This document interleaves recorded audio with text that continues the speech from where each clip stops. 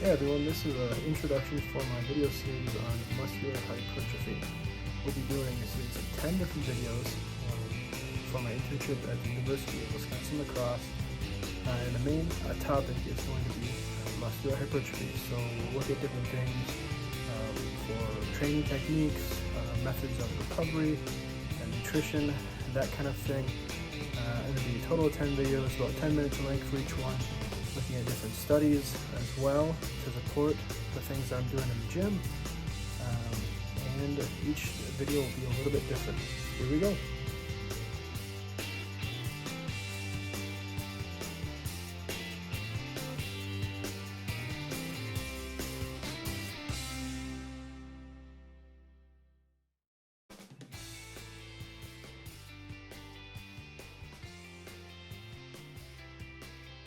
Alright everybody, this week's video is a video focused on time under tension training.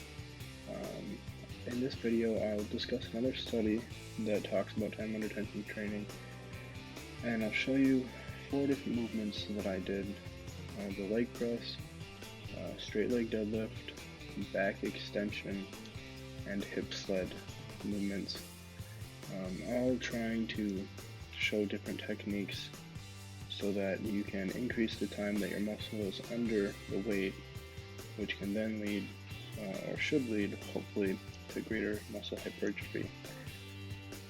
2 different ways that you can do this type of training, and there are more than this, but 2 are pause reps or tempo reps. The study that we're looking at this week is from the European Journal of Applied Physiology, and the title is The Effects of Varying Time Under Tension and Volume Load on Acute Neuromuscular Responses. So in this study, there were 18 college-aged males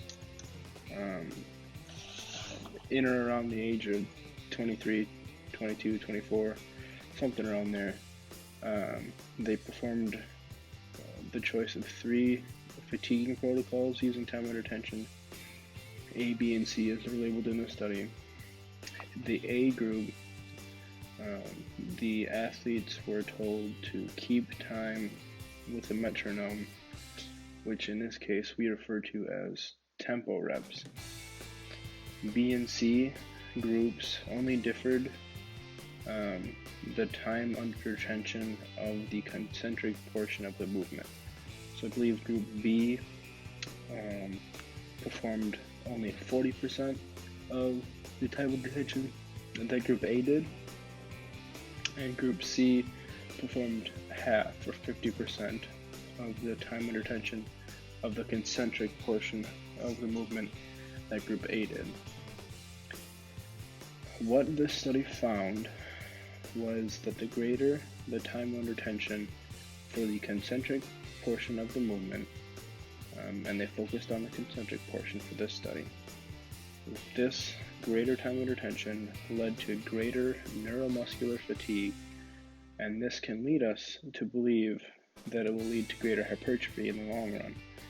Now, why is this? They mention in the conclusion portion of the study that the athletes were experiencing peripheral fatigue from the time under tension and not central nervous system fatigue.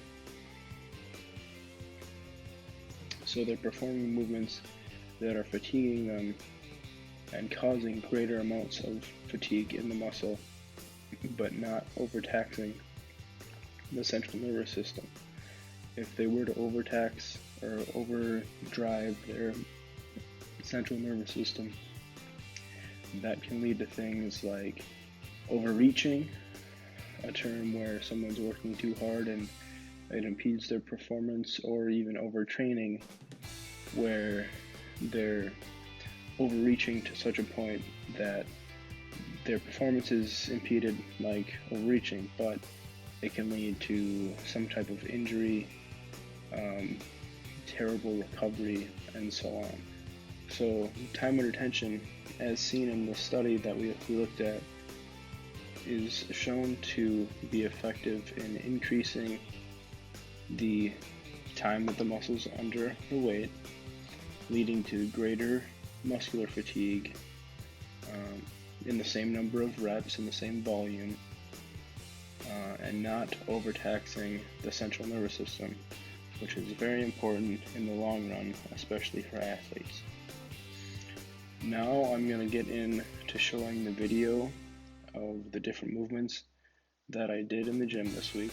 I'm going to post the sets and reps that I did, whether or not I used pause reps here or I used tempo, and then I'm going to talk a little bit about at the end of the video of RPE, or rate of perceived exertion, based on reps in reserve. And that might sound weird, but I'll explain more about that towards the end.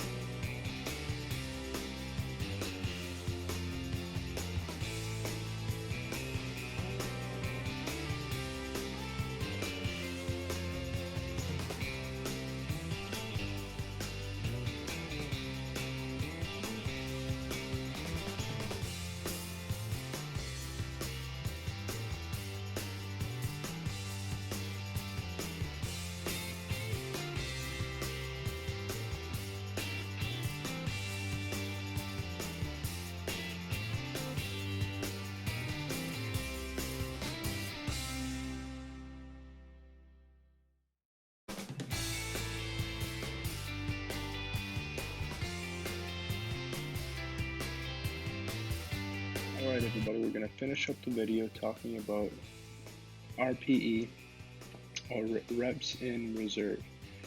What does this mean? So I've shown RPE on my video clips of my different movements, the past couple of videos, for movements that aren't usually done with a 1 rep max per se.